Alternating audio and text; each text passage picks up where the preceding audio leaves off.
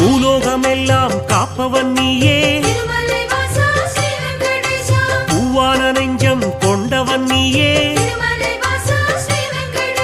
காலங்கள் யாவும் கடந்தவன் நீயே, கைதொழுவோரின் காவலன் நீயே, ஞானத்தை அளந்த நாயகன் நீயே,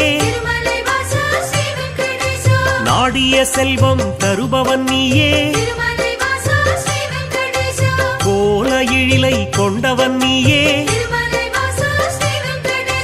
கோவிந்தா என்றால் அருள்பவன் நீயே,